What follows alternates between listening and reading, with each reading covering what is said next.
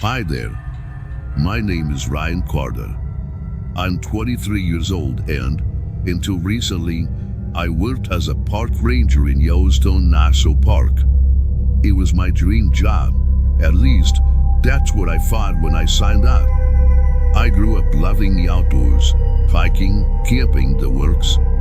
So when I got the chance to patrol one of the most beautiful and untamed places in America, I jumped at it. But let me tell you something, not all dreams are as glamorous as they seem. What happened to me out there still keeps me up at night, and sometimes I wish I'd never taken the job. I'm writing to you because I think people need to know the truth. Yellowstone isn't just home to geysers, bison, and breathtaking views. There's something else out there, something I saw with my own eyes. You probably won't believe me, but I swear on everything I have that it's real. It all started on a chilly October morning in 2002.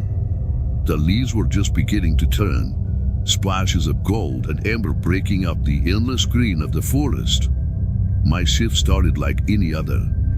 I reported to the ranger station, grabbed my gear, and went over my assignment for the day.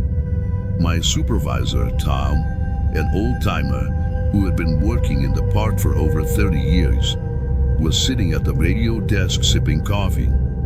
"Morning, rookie," he said with a grin. He always called me that, no matter how many weeks I'd been there. "You're heading out to the backcountry today. Got some weird reports coming in. Cows at night, missing deer, that sort of thing. Probably just wolves or a bear. But folks are nervous, so go take a look." I felt a little rush of excitement. Backcountry patrols were the real deal. No tourists, no roads, just you and the wilderness. I wanted to prove I could handle it. "Anything I should know?" I asked, strapping my pack over my shoulders. Tom leaned back in his chair, giving me a look I couldn't quite read. "Just keep your head on straight.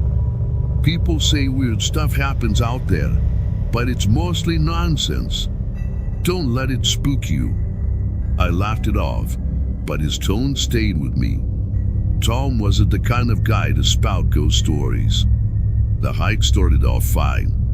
The trail was narrow and overgrown, but the crisp air and solitude were invigorating. I had my map, compass, and radio, standard equipment.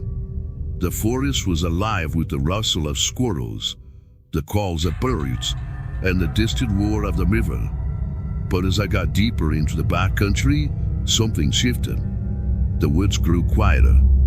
The usual background noise of the forest, the chirping, the rustling, faded away until all I could hear was the crunch of my boots on the dirt trail and the occasional gust of wind through the trees.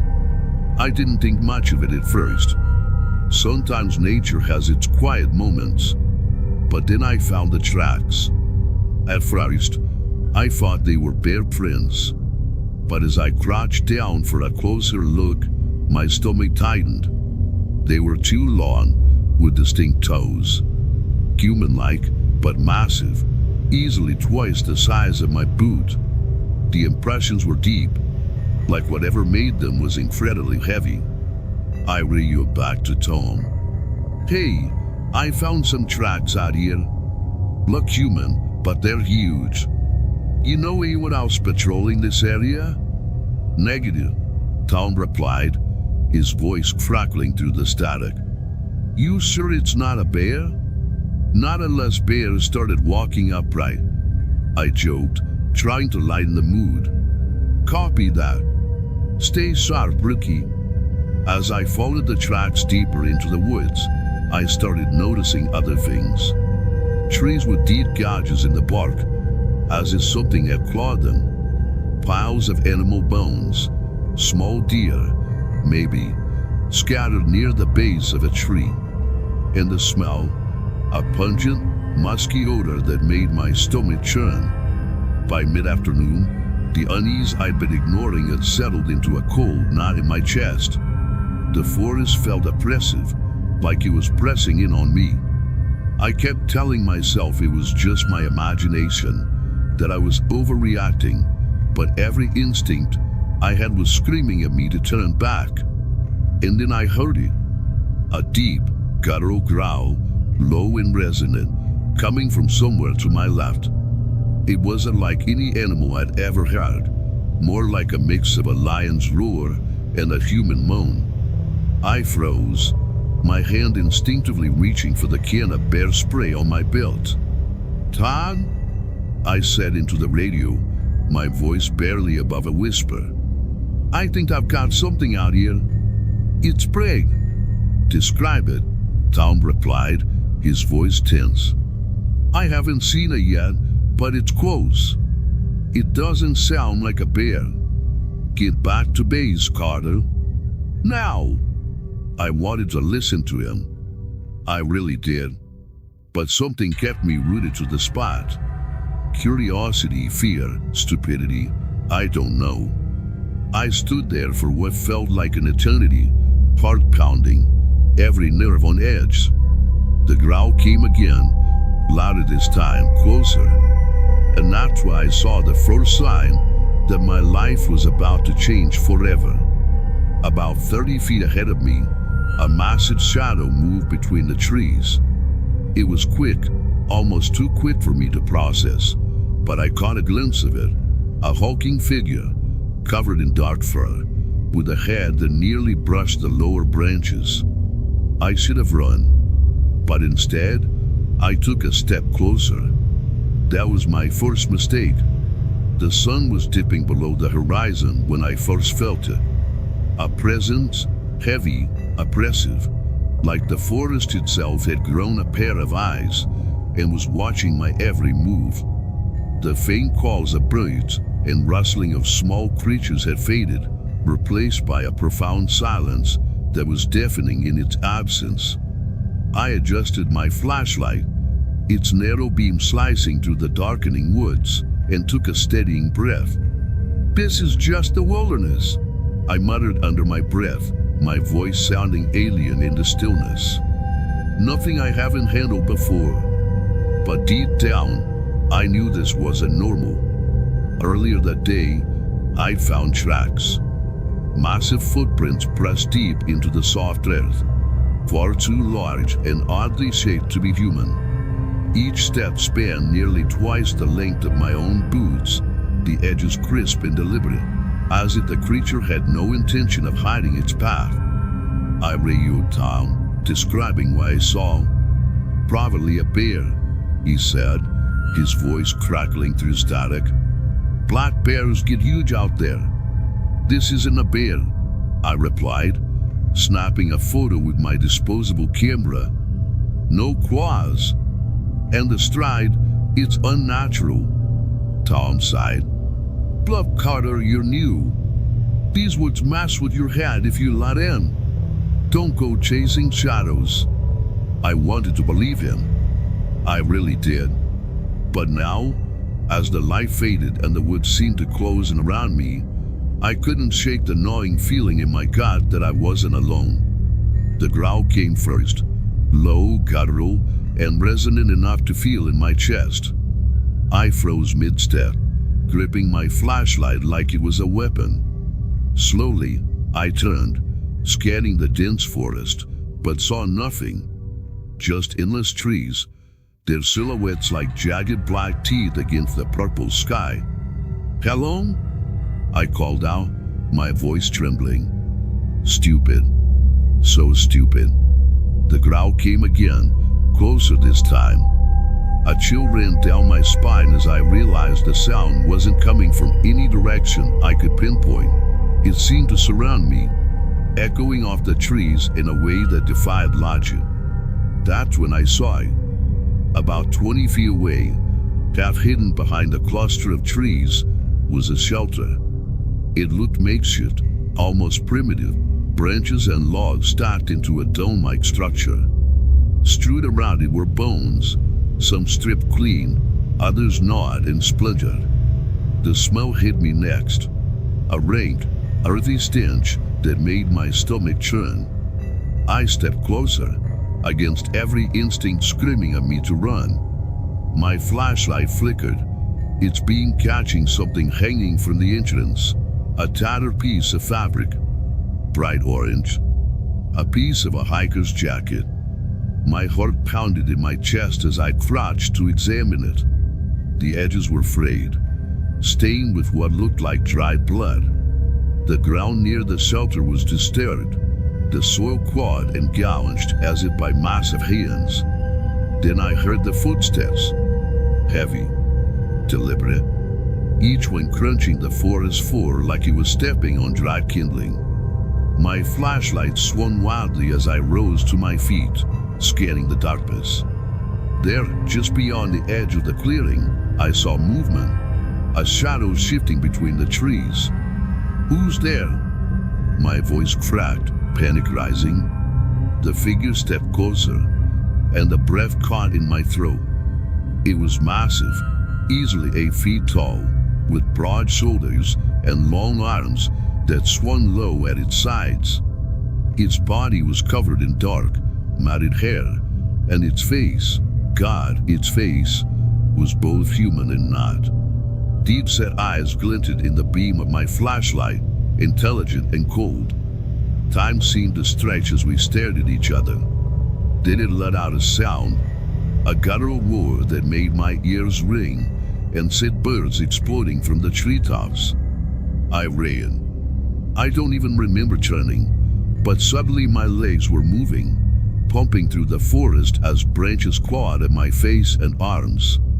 The creature's footsteps thundered behind me, impossibly fast and unrelenting. My mind raced, grasping for any plan, any strategy, but all I could think was don't stop. I stumbled into a ravine, my boots skidding on loose gravel. The creature's roar echoed behind me, closer now. Desperate, I scanned the area and spotted an outcropping of rocks. A narrow gap in the earth, barely large enough for me to squeeze into, presented itself like salvation. I dove in headfirst, scraping my arms and knees as I wedged myself into the crevice. My body trembled uncontrollably, my chest heaving as I tried to stay silent. Outside, the footsteps slowed. The creature was here. I clamped a hand over my mouth, biting down on my fingers to keep from making a sound. Through the gap, I could see its shadow passing over the entrance. It sniffed the air, a deep, guttural sound that made my skin crawl. Its massive hand reached down, brushing against the rocks as if searching for me. I prayed. For the first time in years, I prayed. Minutes felt like hours as it searched, but eventually, the footsteps retreated.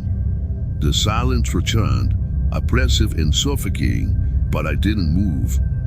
Not until the faint light of dawn began creeping through the trees. When I finally crawled out, my body was battered, my spirit broken. But I was alive. Barely.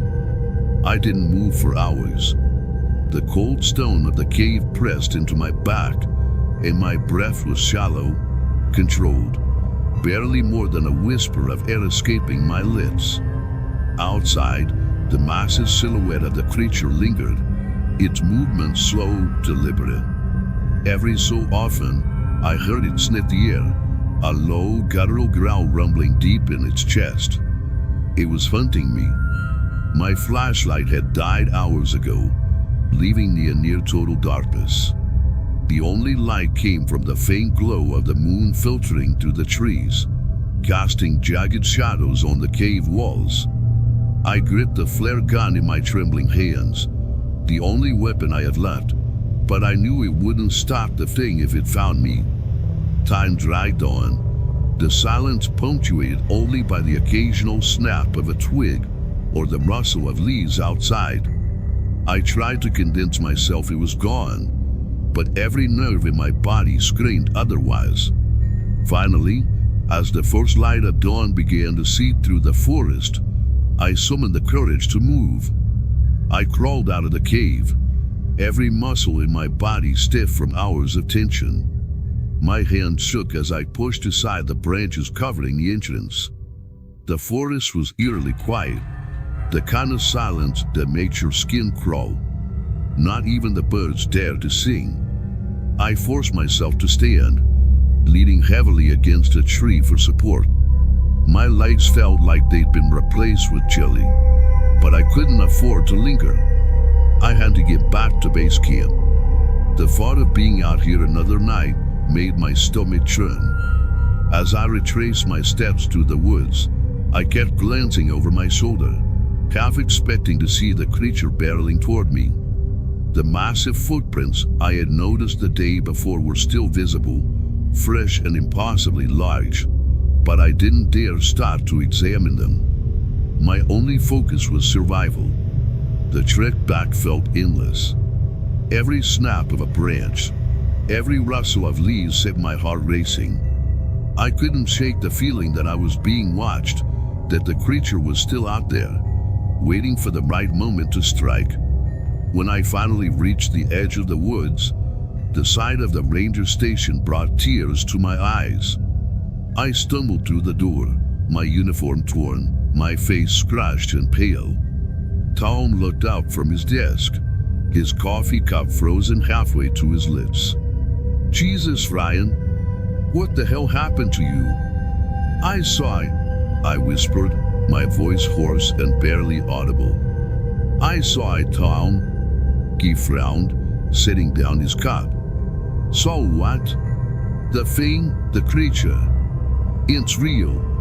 Tom's expression hardened. Skepticism etched into his features.